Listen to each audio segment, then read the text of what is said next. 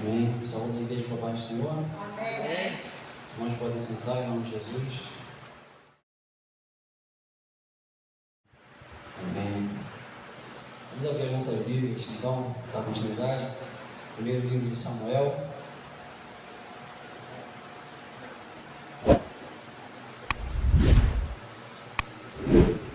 Primeiro livro de Samuel.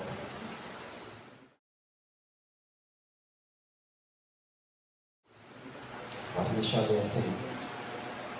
Irmãos, nós, há umas aulas atrás, nós estudamos o livro de Juízes. Nós estudamos o período dos juízes, em aulas anteriores. E nós vimos que, ao longo do período dos juízes, as tribos de Israel eram independentes. Não havia um líder único. Cada tribo era liderada pelos príncipes de cada tribo e pelos anciãos. Depois, nós estudamos o livro de Ruth e vimos que a história de Ruth aconteceu ainda dentro do período dos juízes. E em seguida nós fomos para o livro de Samuel e vimos que no livro de Samuel, nós, pelo menos nos primeiros capítulos, ainda estamos no período dos juízes. Por quê? Porque Samuel foi o último desses juízes. Mas no livro do profeta Samuel vai haver a transição. Lá no livro dos juízes, no período dos juízes, como os irmãos sabem, quando o povo estava em aperto, Deus levantava alguém, um libertador, que libertava o povo. Só que esse libertador comandava algumas tribos de Israel, mas não todas. Dos líderes, dos juízes que Deus levantou, nenhum deles governou todas as tribos de Israel. O que chegou mais perto disso foi Gideão, porque queriam transformá-lo em rei, justamente com essa finalidade. Mas Gideão se recusou, e disse: o Senhor reinará sobre vós. Porque era isso que Deus queria. Mas aqui no livro de Samuel nós vamos ver que o povo pede o rei. Qual era a ideia? Qual era a intenção do povo? O povo estava sempre passando em apertos ao longo do tempo dos juízes. Então, o povo acreditava que o problema era a desunião das tribos. Se as tribos se unissem, pensava o povo, se as tribos se unissem, as coisas iriam fluir. Então, o que eles precisavam na mente deles? Precisamos de alguém que tenha o comando de todas as tribos ao mesmo tempo. Mas o povo não entendeu que o problema era a desobediência. Se o povo fosse obediente às leis que Deus já tinha estabelecido, porque apesar das tribos serem independentes, havia uma lei para todos, Pentateuco, as leis que Deus deixou. Se o povo fosse obediente às leis que Deus deixou, ainda que as tribos fossem independentes, a coisa ia fluir. Agora, se o povo insistisse na desobediência, ainda que houvesse um rei governando todo mundo, não iria adiantar. E foi o que aconteceu. O povo pediu um rei e Deus deu um rei. Qual o nome do primeiro rei de Israel?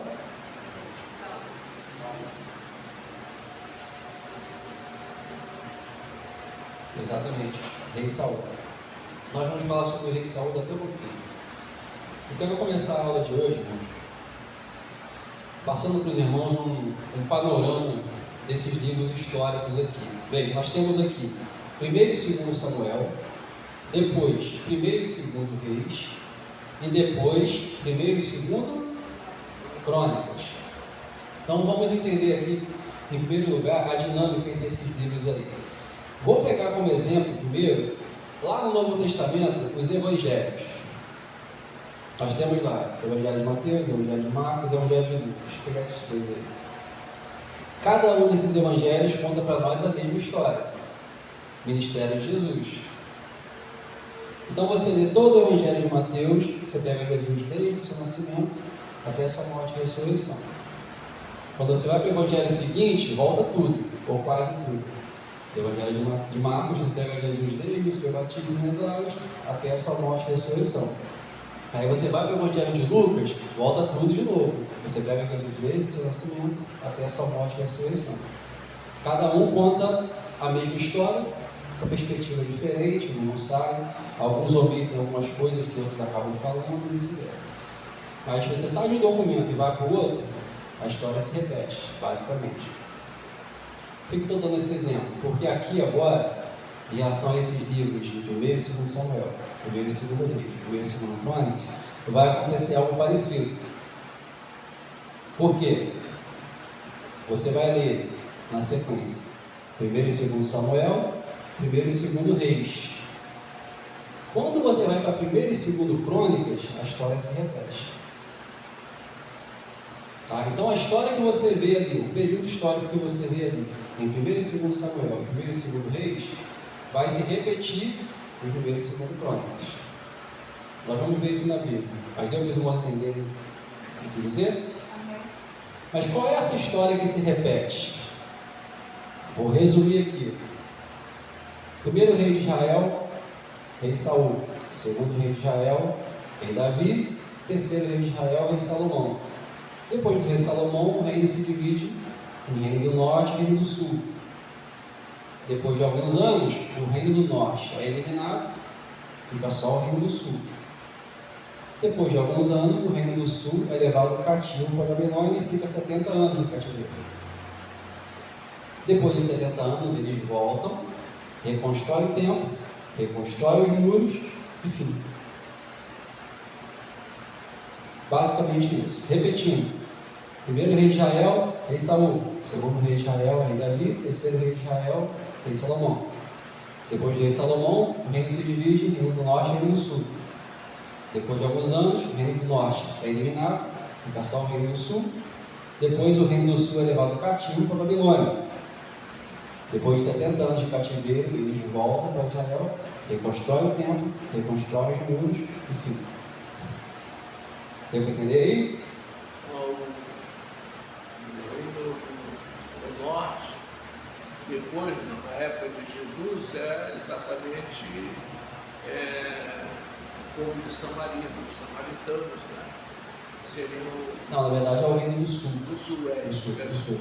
Porque quando o reino do sul é levado cativo para a Babilônia, alguns judeus ficam. Eles levam a elite, eles levam os principais, mas alguns judeus ficam. E aí, Nabucodonosor pega outros povos e leva para lá, porque o espaço ficou vago, ele joga ali, mistura tudo com os judeus que ficaram. E aí, esses judeus que ficaram, eles se casam com esses povos, e aí acontece aí essa mistura, e daí surge o samaritano. Então, quando os judeus que estão ficando lá no cativeiro voltam, eles separam aí os samaritanos. Separação que os samaritanos não se comunicavam com eles. Exatamente. Porque eles tinham esse preconceito por conta dos samaritanos, eram essa mistura aí. Os judeus que foram para a Babilônia se não tiveram, vamos dizer assim, puros, não casaram com babilônios, não tiveram ali a sua linhagem pura. Então, quando eles voltam e se deparam com os samaritanos que se misturaram, eles fazem uma separação aí. Mas, então, eu fiz aqui esse resumo que vai desde o primeiro rei de Israel até o retorno do cativeiro babilônico. Então, praticamente toda essa história que eu acabei de resumir aqui, praticamente toda essa história você vai encontrar em 1º e 2º Samuel, 1º e 2º Reis.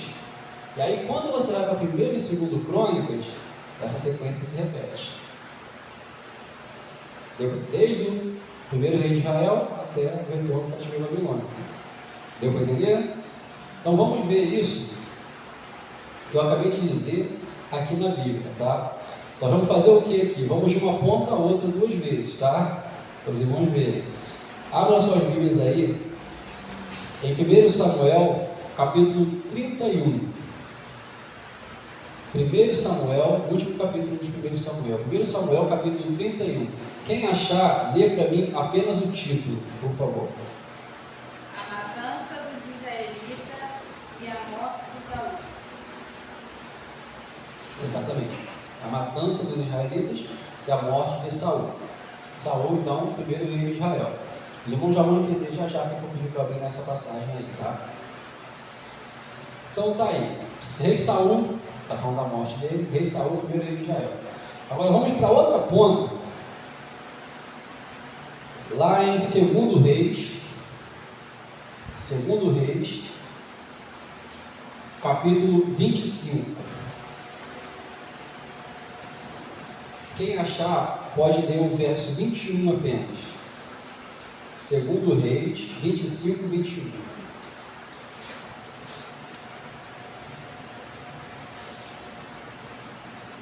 E o rei de Babilônia, expeliu os matou em Ribá, na terra de Amate, e Judá foi levado preso para fora da sua terra. Exato. Viram? O que teve aí agora? O cativeiro babilônico. Aí, que ela deu, é quando o reino do sul é capturado pela Babilônia e levado para o cativeiro. Então vejam, nós fomos de uma ponta a outra. Desde o primeiro rei de Israel, que ela deu, até o cativeiro babilônico. Agora nós vamos refazer esse percurso em Crônicas. Então abra suas Bíblias aí no primeiro livro de Crônicas. Antes de lermos, vou explicar uma coisa aqui. Esse livro de 1 Crônicas, os 9 primeiros capítulos é só genealogia. Os 9 primeiros capítulos de 1 Crônicas é só genealogia. Descendente de Cristo, descendente daquele outro. Ele, no livro de Crônicas aí, ele começa a recontar a história a partir do capítulo 10.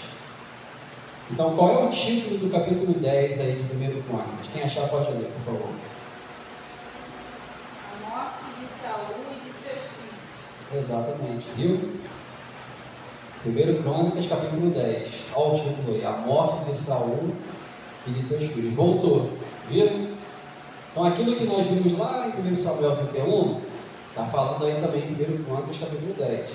Agora vamos para outra ponta de novo, em 2 Crônicas, capítulo 36. 2 Crônicas, capítulo 36, apenas o verso 20. Quem escapou da espada, ele levou para a Babilônia, e se tornaram certos deles e de seus filhos até o tempo do rei da Pérsia. Novamente, cativeiro babilônico. Viu aí? Conseguiram entender, irmão? Então, isso aí foi só para mostrar para os irmãos a história se repetindo. Por que eu estou destacando isso?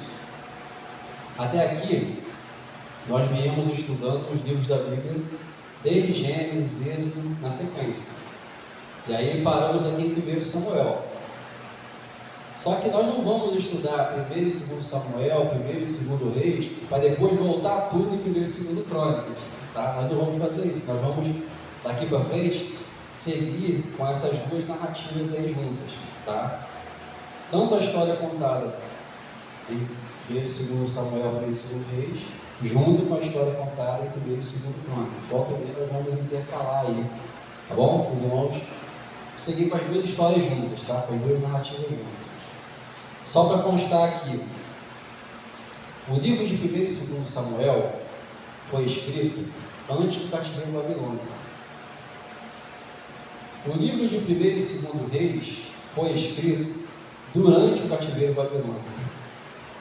E o livro de 1 e 2 Crônicas foi escrito depois do cativeiro babilônico.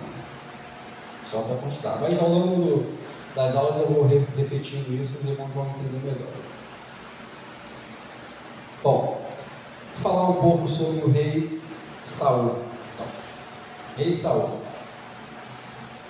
Rei Saul, como eu expliquei no início, foi o primeiro rei de Israel.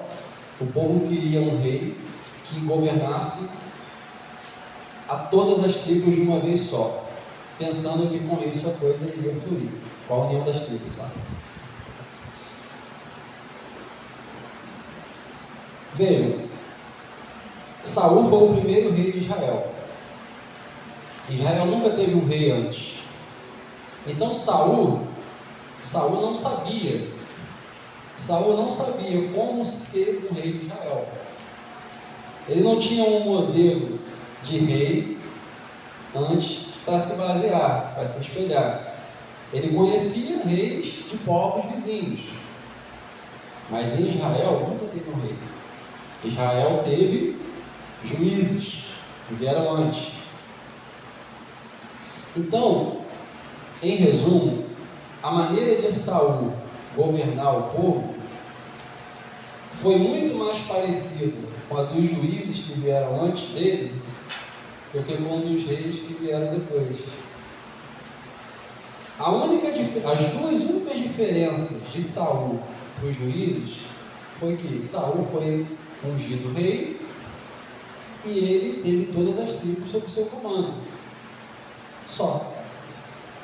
Mas o que Saul fez ao longo do seu governo foi basicamente guerrear contra os inimigos e perseguir Davi.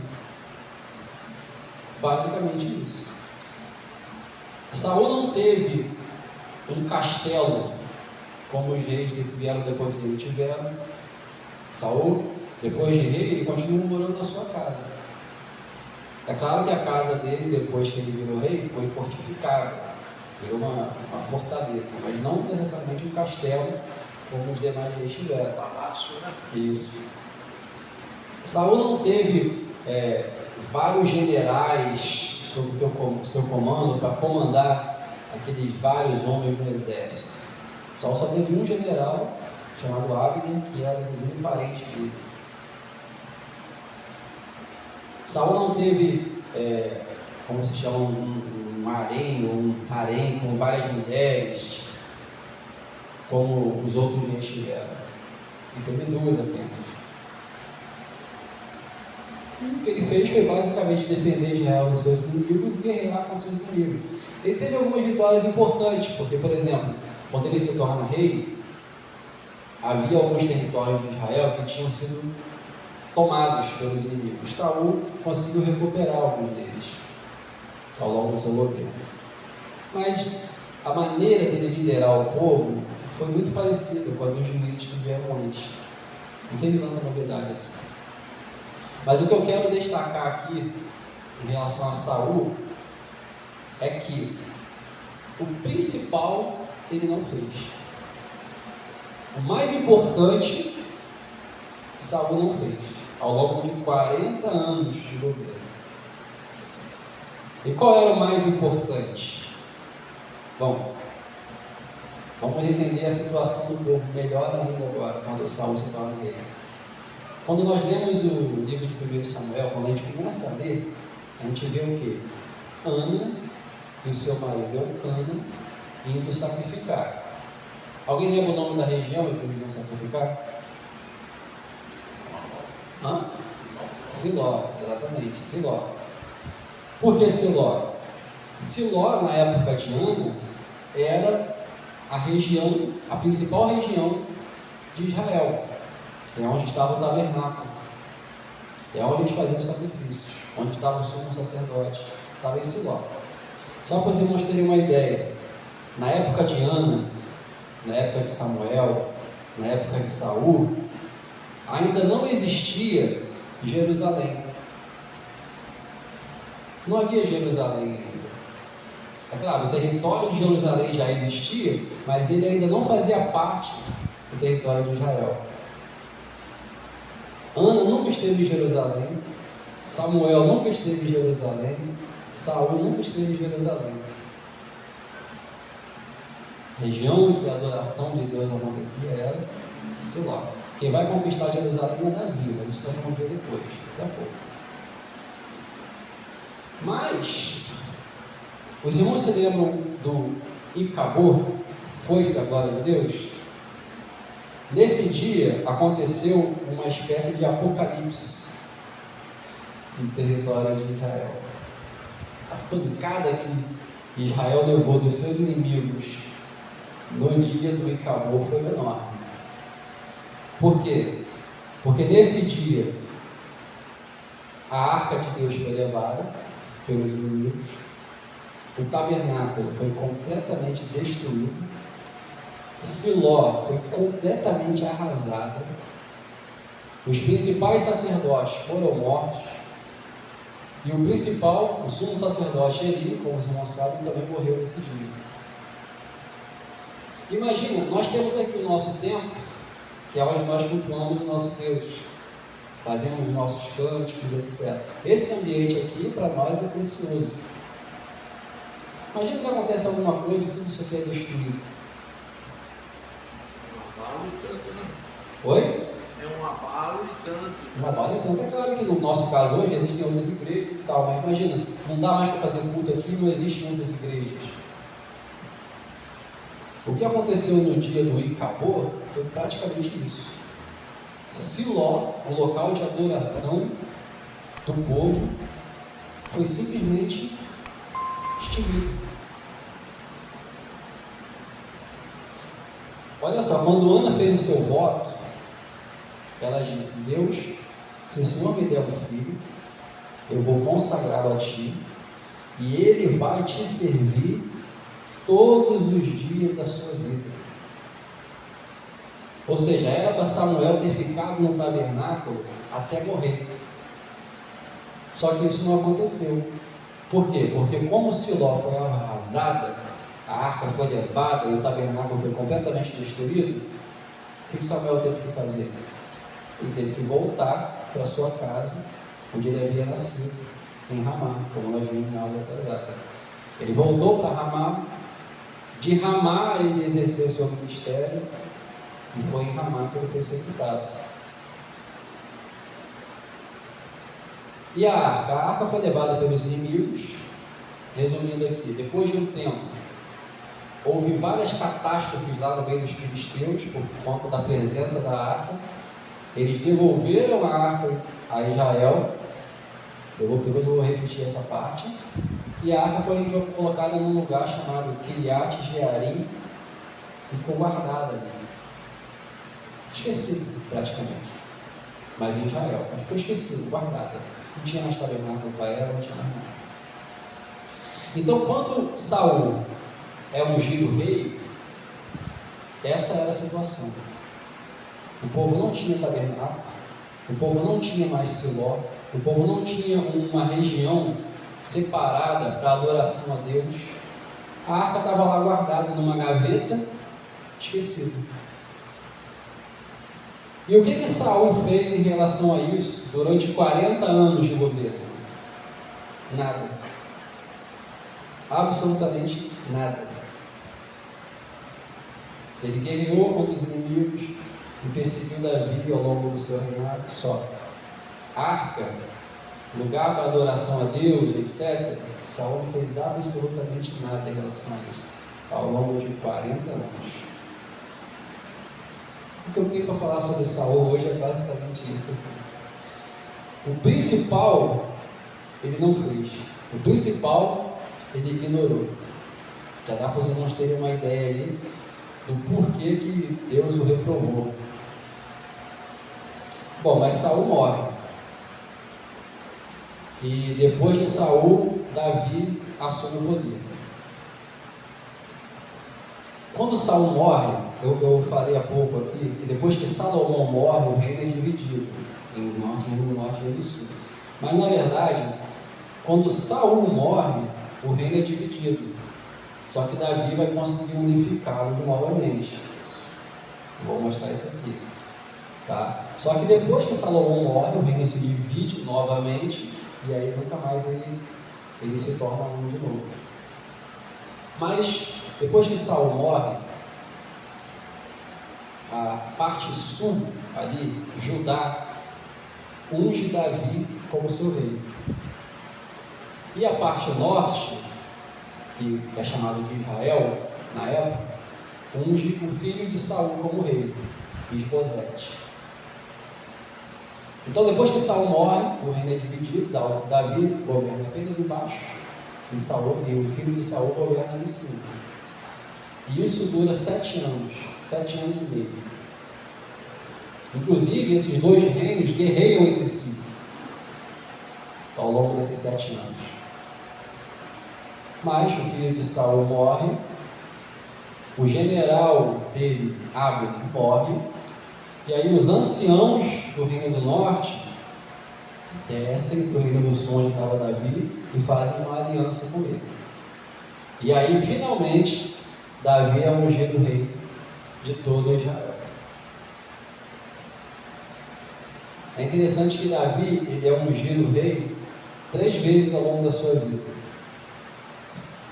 Quando Samuel vai até a casa dele, ele ainda era um garoto, Samuel o unge como futuro rei de Israel. Depois que Saul morre, Davi é ungido pela segunda vez rei, apenas ali no território de Judá. E depois de 7 anos e meio, ele é finalmente ungido rei pela terceira vez, agora de todo o Israel. Deu para os irmãos entenderem? 3 vezes ao longo da sua vida. Uma outra coisa interessante nesse período também é que lá atrás Samuel ungiu Davi como futuro rei de Israel. Mas quando Davi finalmente se tornou rei de todo Israel, Samuel já tinha morrido. Samuel unge Davi rei, mas Samuel não vê Davi rei.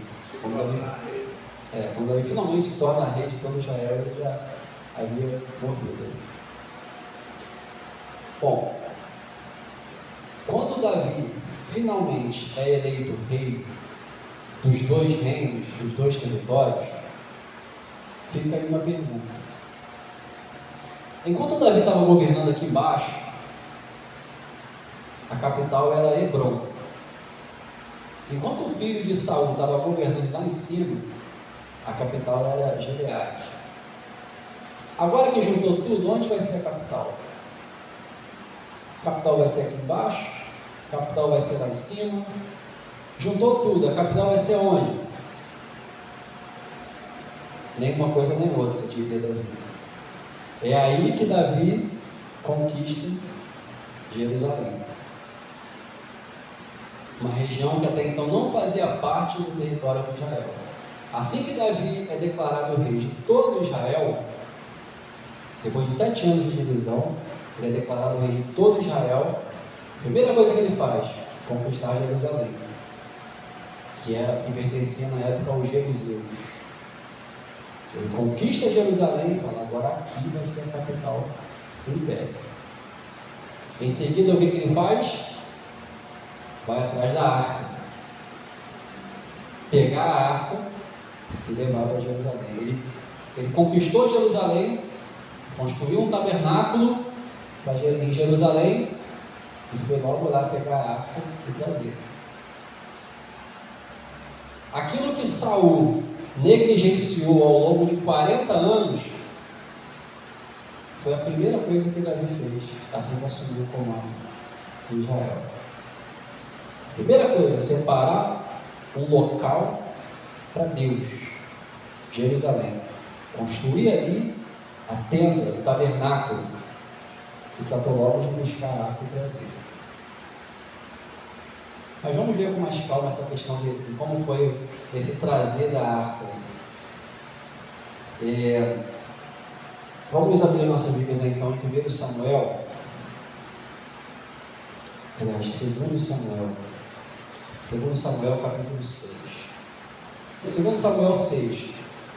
Davi traz a arca para Jerusalém. E tornou Davi a ajuntar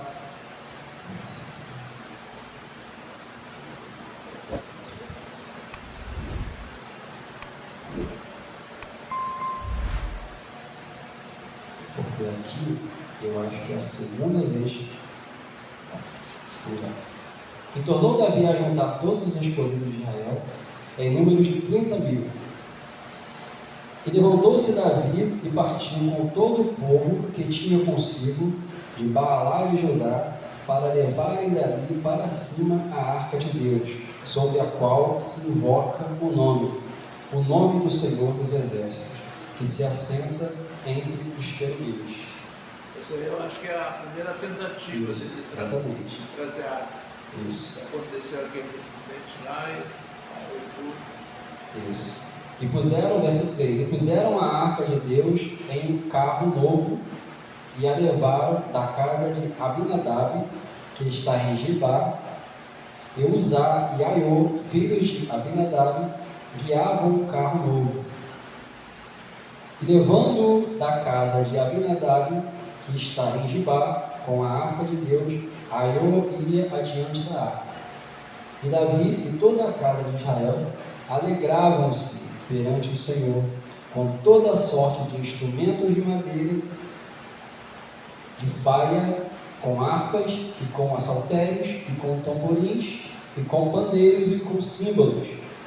E chegando à eira de Nacon, estendeu Uzá a mão à arca de Deus, e segurou-a, porque os bois a deixavam perder. Então a ira do Senhor se acendeu contra Uzá, e Deus o feriu ali, por esta imprudência, e morreu ali, junto à arca de Deus. Vejam só.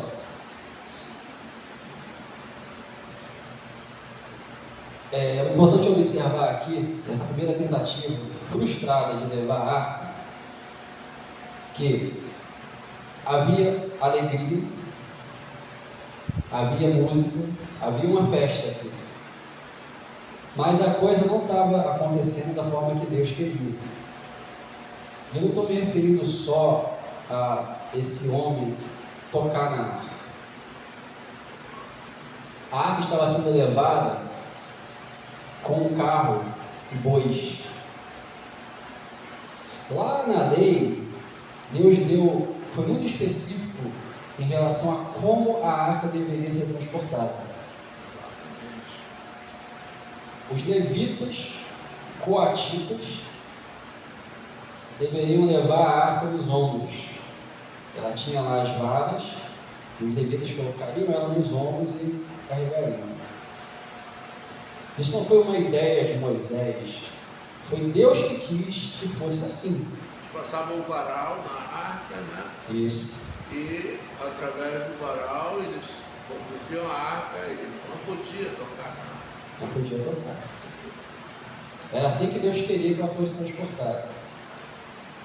É interessante que quando os filisteus devolvem a arca, eles devolvem justamente no carro de bois.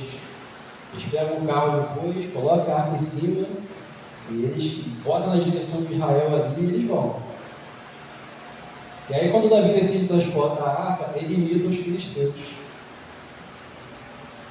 Ao invés dele procurar na palavra de Deus como que a coisa deveria ser feita, ele imita os filisteus. Coloca a arca numa carruagem. Agora veja que interessante, Deus não podia ter pedido para que fosse feito assim? Não teria sido mais fácil?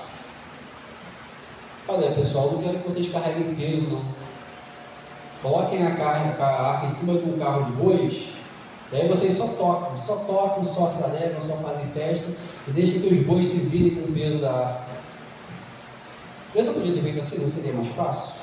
Deus não podia ter facilitado as coisas para os israelitas? Mas não. Já havia uma ordenança anterior. Isso. Eu quero que vocês carreguem o peso dos ombros. Não foi essas palavras, mas a intenção era essa. Quero que vocês carreguem o peso nos ombros. Eles tentaram. Isso aqui pode dizer que é um culto que está sendo feito ao longo do trajeto.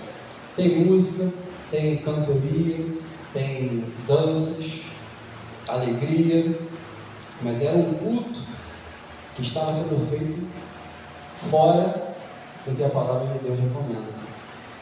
E apesar das músicas, apesar da alegria, apesar da cantoria, eles estavam alegres, mas Deus lá em cima não estava gostando nada do que estava acontecendo. Everaldo, uma observação que é importante nós termos nesse episódio, nesse acontecimento, é que Davi teve uma preocupação de fazer, lógico, um carro novo, específico, só para trazer a arca. Não era um carro qualquer, não era um carro que era usado, não, ele mandou fazer um carro. Os filisteus também. Os filisteus também fizeram um carro novo. E aí, quer dizer, a ideia de Davi seria: eu estou oferecendo o melhor para Deus, né? Só que não estava em concordância com aquilo que era a vontade de Deus. Interessante, é o melhor para Deus, mas do Não jeito para dele. Deus, do jeito dele, perfeito. O exemplo que ele viu nos filisteus. Isso, por exemplo, ele viu nos filisteus. Ele olhou lá para fora, o pessoal lá fora, eu vou fazer para Deus daquele jeito ali. Quando Deus já tinha dito, eu quero que seja feito assim. Então qual é o melhor para Deus? É do jeito que Deus quer. O melhor para Deus é do jeito que Deus quer. Davi quis fazer o melhor do ponto de vista dele. Mas Deus já tinha registrado o que seria o melhor para ele. Então Davi, ele imita os filisteus, leva a arca e os bois. Tinha alegria, tinha cantoria, tinha música, mas Deus não estava se agradando nem um pouco dele. Provavelmente quando Uzá toca na arca, é como se, e Deus o mata, é como se Deus tivesse dito, agora isso é a gota d'água já. Estou gostando de nada que está acontecendo aqui. Esse outro aqui vem e ainda toca na arca. Tchau. Vamos ver se agora Davi acorda. Isso foi o que aconteceu. Só quando ele morre, que Davi põe a mão na consciência e agora. É claro que isso aqui não foi a única coisa que eles fizeram de errado, tá? Levar a arca em cima dos bois. Eles cometeram um outro erro também. Só que vejam só, essa passagem aqui também está no livro de Crônicas. Então vamos ver lá no livro de Crônicas, que é o outro registro dessa história. 1 Crônicas, capítulo 15.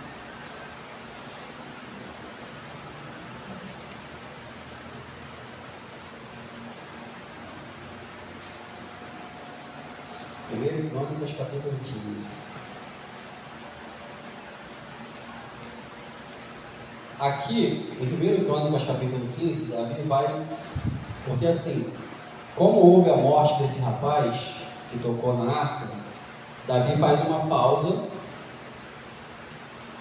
coloca a arca na casa de um homem chamado Obed-Edom, deixa a arca aí que nós vamos ter que se programar melhor em como nós vamos levar essa arca para Jerusalém. E a arca fica ali na casa de Obed-Edom guardada 3 meses. Depois de 3 meses, Davi diz, vamos lá pegar a arca de novo e trazer. Mas dessa vez vamos fazer do jeito certo. Só derramando bênção na casa de Obed-Edom. Isso, enquanto a arca estava lá, ela derramou bênção na casa de Obed-Edom. Mas Davi disse, vamos lá buscar, vamos trazer do jeito certo agora. Então, aí. Só que assim, lá no livro de 2 Samuel, eles também falam dessa segunda tentativa, tá? Só que ali eles dedicam 7 versículos para falar dessa segunda parte, dessa segunda tentativa para trazer a arca. Aqui em 1 Crônicas a coisa já é mais detalhada. Aqui são 2 capítulos só falando disso, 72 versículos só falando dessa parte aqui. E aqui o escritor vai destacar muito a participação dos levitas nessa história. 1 Crônicas, capítulo 15, vou ler a partir do verso 1.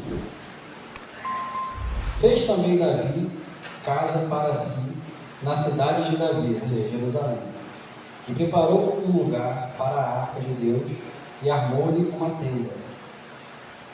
Então disse Davi, ninguém pode levar a arca do Senhor senão os levitas, porque o Senhor os elegeu para levarem a arca do Senhor e para o servirem eternamente. Bem, aqui agora Davi já está direitinho com o que manda a palavra, lá no Pentateuco. Ninguém pode levar a seus levitas, ou seja, esse negócio de boi não dá certo. Tem que ser os levitas, botar a arca no ombro e levar. E Davi ajuntou, verso 3, e Davi ajuntou a todo Israel em Jerusalém para fazer subir a arca do Senhor ao seu lugar que ele tinha preparado. E Davi ajuntou os filhos de Arão, os sacerdotes, e os levitas. Verso 11, aqui no caso, do verso 4 em diante, ele vai dizer o nome dos levitas. Tá? Vamos pular essa parte, verso 11. E chamou Davi os sacerdotes Zadok e Abiatar e os levitas Uriel, Asaías, Joel, Semaías, Eliel e Aminadab. E disse-lhes: Vós sois os chefes dos pais entre os levitas. Santificai-vos, vós e vossos irmãos, para que façais subir a arca do Senhor, Deus de Israel, ao lugar que lhe tenho preparado. Porque, porquanto primeiro vós assim não fizeste, e o Senhor fez rotura em nós, porque o não buscamos segundo a ordenança. Santificaram-se, pois, os sacerdotes e levitas para fazerem subir a arca do Senhor. Então, outra coisa que eles não fizeram, se santificaram. Lá na primeira vez, na primeira tentativa, além da arca estar sendo levada em cima de bois, os sacerdotes não se santificaram antes. Por que Davi teve aquela ideia? Provavelmente ele estava com pressa. Tem que esperar os sacerdotes se santificarem. Não vai demorar muito. Vamos lá, vamos botar a arca em cima dos bois, vamos trazer. Hoje mesmo a gente resolve isso. Provavelmente a gente estava ansioso, com pressa. Uma observação no primeiro caso, né? Davi tinha a preocupação de levar a arca para Jerusalém, mas quais os cuidados que seriam tomados em relação aos cuidados com a arca ao chegar em Jerusalém? Como que a arca ficaria? Né? Quem iria cuidar da arca? Ia deixar a arca? Ou será que Davi achava que ele mesmo ia estabelecer os cuidados que deveriam ser tomados para a arca? Quando na realidade Deus já tinha estabelecido todos esses propósitos. Mas, provavelmente depois que o Uzá morreu, ele foi pegar a Bíblia para ler. Está tudo dizendo aqui, vamos estudar isso aqui direitinho para ver como é que a gente faz. Então provavelmente foi aí, quando ele diz aqui, ninguém pode levar a arca ao seu querido. Isso aí provavelmente foi algo que os próprios sacerdotes passaram para ele. Não era Davi pegar a Bíblia e ler. Os sacerdotes ficaram, vamos sentar aqui, vamos ver como é que a coisa tem que ser feita. Onde é que nós erramos? E aí a gente fazer a coisa do jeito certo. Então, mas dessa vez ele faz a coisa do jeito certo. Ele leva a arca da maneira correta. Mas é importante dizer que o que houve aqui foi uma festa. Eles não fizeram isso só por obrigação. Foi uma festa. Ao longo do trajeto, foi uma festa. Ele diz aí várias vezes que eles fizeram com alegria. E quando os levitas levavam a arca, pessoas iam tocando, outros levitas iam tocando vários instrumentos, o povo ia se alegrando. Davi estava vestido com uma roupa de sacerdotal, vestes de linho, ele dançava. E uma outra coisa que acontecia também, vários animais foram sendo sacrificados em oferta a Deus ao longo do percurso. E é importante lembrar que já falamos em outras ocasiões, que não é só matar o animal, eram churrascos que eram feitos, por assim dizer. No holocausto, o animal era queimado, o corpo dele era queimado por completo. Mas nas ofertas pacíficas, etc., parte do animal era queimado em oferta a Deus e outra parte era para os sacerdotes comer. E também tinha sacrifícios em que parte do animal era queimada e outra parte eram os israelitas comuns que comiam. Então, eles foram fazendo churrascos ao longo do percurso. Quando chegou lá na cidade também, finalmente a arca foi depositada, vários outros animais foram sendo sacrificados, e vários churrascos foram sendo feitos. A Bíblia diz aí que o próprio Davi pegava pão com um bom pedaço de carne e vinho e dava para as pessoas, distribuía para as pessoas. Então foi uma festa. Foi uma festa. Saul não fez nem 10% disso. Ao longo do seu governo ele negligenciou, mas a primeira coisa que Davi fez foi isso aí, essa festa para Deus. Porque Saul negligenciou. É como se Davi, assim que assumiu o poder, pensasse: O primeiro lugar é de Deus. Jesus disse: buscar em primeiro lugar o reino de Deus. A gente sempre repete isso. Mas Jesus disse isso lá na frente. Davi já está fazendo isso aqui, no Antigo Testamento. Quando ele assume o governo, em primeiro lugar, ele busca o reino de Deus. Conquista um lugar para Deus e traz a arca que simbolizava a presença de Deus para esse lugar aí. Tá? Então, é essa a lição que Davi deixa para nós. É essa a lição que Davi deixa para nós.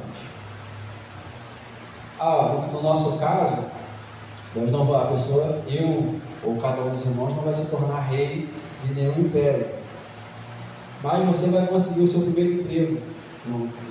Você vai conseguir um emprego novo no lugar.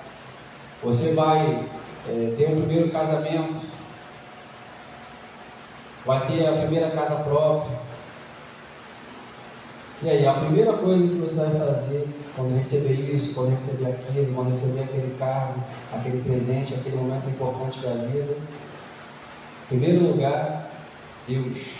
Em primeiro lugar, Deus. O que eu faço para Deus aqui agora que eu consegui isso?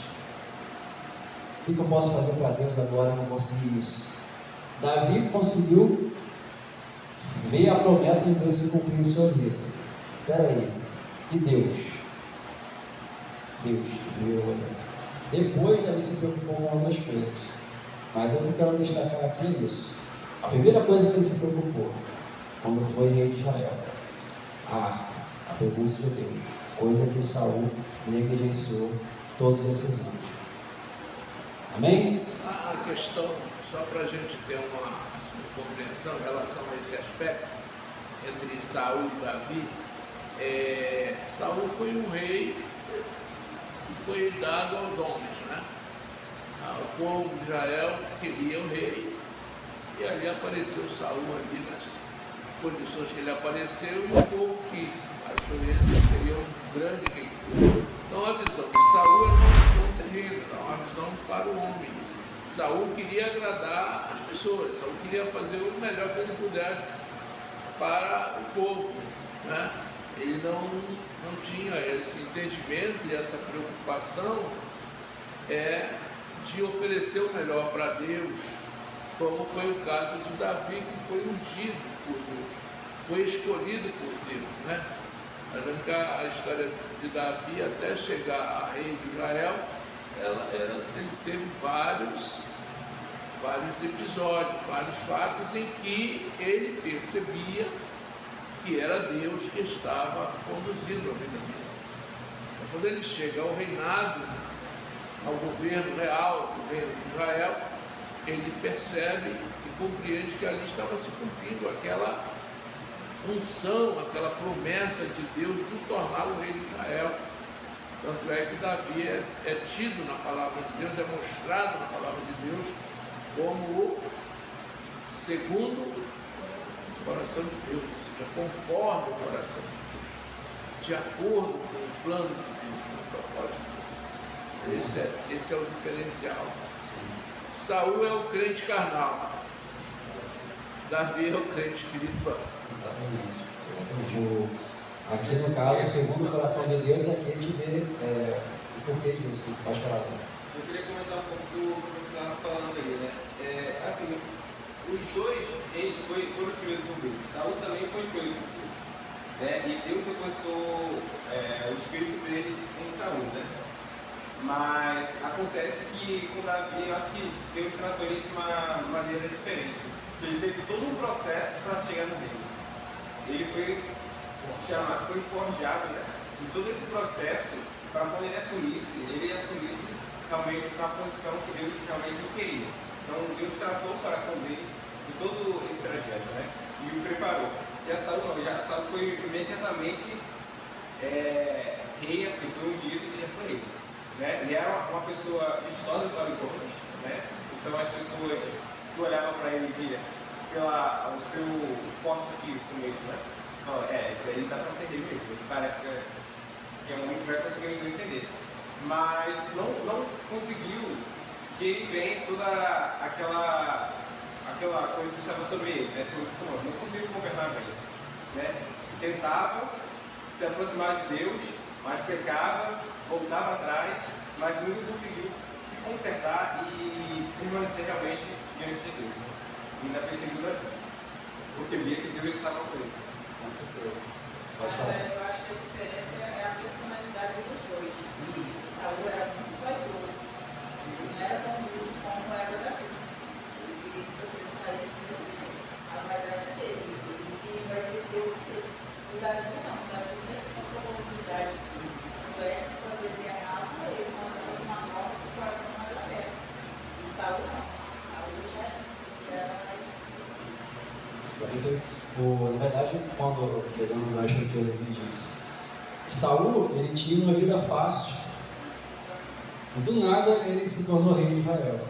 Davi passou um perrengue enorme ao longo dos anos para depois se tornar rei de Israel. Ou seja, ele pegou muita experiência.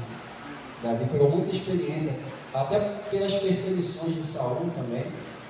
As perseguições de Saul fizeram com que Davi, nessa de fugir, ele fosse para vários lugares diferentes, e com isso ele viu muita coisa que Saul não viu, aprendeu muita coisa que Saul não aprendeu, e isso o tornou um rei melhor do que o rei que Saul foi. Essa experiência para nossa caminhada espiritual, esse paralelo. Isso, exatamente. A dificuldade. Eu quis dizer ali é que Saul foi um rei que não foi escolhido por Deus. Foi escolhido pelos homens, pelo povo de Israel. Deus o aceitou e ungiu o rei, mas não foi uma escolha de Deus. Sim, ele não queria. Foi Deus que apresentou Saul. O povo tomou a iniciativa e O Deus povo tomou a iniciativa achando que aquele homem era o homem ideal para ser o rei para ele. O povo tomou a iniciativa, Deus concordou. No caso de Davi, foi Deus que tomou a iniciativa. Exatamente. É o que acontece com a gente muitas das vezes. Muitas das vezes nós fazemos as nossas escolhas e queremos que Deus aprove. E muitas das vezes Deus permite. Mas quando chega lá na frente, nós vamos quebrar a cara, nós vamos passar por situações que poderíamos ter sido culpados. Porque nós não pedimos a direção de Deus. Nós fizemos aquilo que nós achávamos que era bom para a gente. Nós não consultamos a Deus. Né? Então foi o caso ali nessa situação. O povo queria um rei. E quando Saul apareceu ali, o povo falou, esse é o rei. Foi esse que Deus enviou. Então, eu ia falar. Sim. Capítulo 10. Mas Samuel tinha que É porque o Samuel, povo. Mas foi chamado Deus enviou Saul até Samuel, para Samuel reconhecer e falar, não, Sim, mas o povo já tinha pedido. Era o povo. O que ele quer dizer é que sim, Deus Deus, tinha ele, pedido o rei. Sim. Deus ungiu, só que a iniciativa foi do povo. Ele No caso de o povo Deus- pediu a Deus e queria um homem que gerisse ali o povo, né? Sim. Isso daí eu compreendi. Mas acontece que tipo, Deus não escolheu qualquer pessoa. Ele enviou Saul até se encontrar com Samuel e Samuel foi um de rei. Não foi qualquer um também. Assim que foi, o povo achou esse cara aqui, esse aqui é assim. Tipo assim, Deus aprovou ali para ver até onde ia. Então, o povo também foi com a cara dele e não foi com a cara de Davi. Envolve muitas coisas aí. Mas as duas lições, irmãos, que é importante a gente ter em mente em relação a isso, em primeiro lugar, o caso da primeira tentativa de Davi, que foi o que me chamou a atenção. Essa questão que eu levantei aqui. Deus podia ter colocado na lei que a arca fosse levada em cima de um carro de bois, o que facilitaria muito a vida dos israelitas. Mas a intenção de Deus não era facilitar a vida dos israelitas, era justamente, vamos dizer assim, colocar sobre eles o peso que eles deveriam carregar. Os israelitas, os levitas no caso. É interessante que no culto ali que foi feito a primeira vez, na segunda vez, está lá pessoas cantando, pessoas tocando, pessoas se alegrando, mas também tinha pessoas ali com peso, carregando aquele peso. Isso pode representar nos nossos dias hoje, nos nossos cultos. Né? Então, várias pessoas aqui no culto, umas estão alegres tocando, outras estão alegres cantando, mas outras estão ali vivendo talvez um dos piores dias da sua vida. mas vivendo a palavra, apesar das dificuldades, seguindo em frente. E por incrível que pareça, Deus também quer isso, que a vida cristã seja vivida também em meio às dificuldades. Não só no momento de alegria, mas também em meio às dificuldades. O peso que os israelitas tinham que levar era uma situação difícil fisicamente, mas era o que Deus queria que fosse feito. Quando eles tentaram levar a arca de um jeito mais fácil, mais confortável, Deus ficou irado. Por incrível que pareça.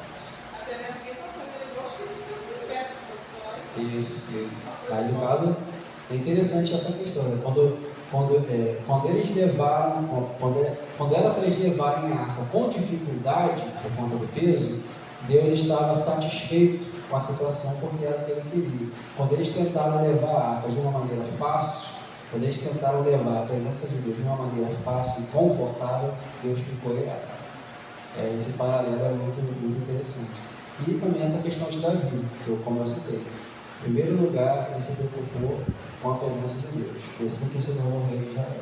Porque Saul negligenciou ao longo de toda a sua vida. Foi a primeira coisa que ele fez. E foi a mais importante. Tá? Esses são os destaques para nós nessa noite. Essa é a aula para nós hoje. Eu vou encerrar por aqui, passo a palavra para o pastor. Em seguida, próxima aula a gente continua, tá bom? Essa oportunidade em nome de Jesus.